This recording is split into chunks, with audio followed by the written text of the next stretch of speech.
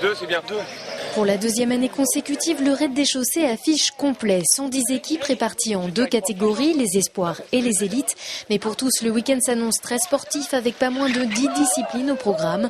Entre autres la course d'orientation, le VTT, le canoë ou encore des spéciales comme le tir à l'arc, le tir à la carabine ou l'escalade. Un raid multisport donc qui a fait sa place au fil des années grâce notamment à un cadre naturel très riche. On a le cadre de la Sèvre et du canton de Mortagne qui permet d'avoir du dénivelé, d'avoir de la plaine, de l'eau, les chaussées qui sont importantes autour du raid des chaussées. Et bien sûr, je pense que depuis 18 ans, l'organisation se fait quand même, c'est un raid qui tient la route. 150 secouristes, 50 organisateurs et 500 personnes pour assister les concurrents. Le raid bénéficie d'une grosse organisation et chacun a un poste clé. Dès que vous êtes prêts, vous pointez avant de partir. Le pointage lance le chrono pour l'épreuve. Ça se passe très bien, les départs sont échelonnés, il n'y a pas trop de bouchons, donc ça se passe très bien.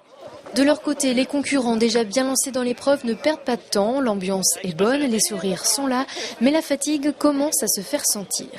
Un petit peu là, ça commence à tirer. Un petit peu là, on commence à le sentir dans les jambes. On commence à fatiguer un petit peu, mais ça se passe bien pour l'instant. Le bike and run a été assez dur.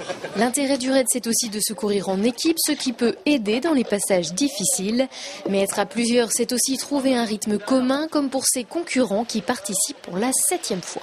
Il faut essayer d'être assez homogène, parce que ça sert à rien d'aller super vite s'il y en a un qui reste derrière. Donc c'est vraiment solidaire ensemble et puis d'être assez homogène. Un esprit de cohésion qu'il faudra garder jusqu'au bout. Au cours du week-end, les élites auront tout de même parcouru 175 km et les espoirs 130 en VTT, course à pied, bike and run et canoë.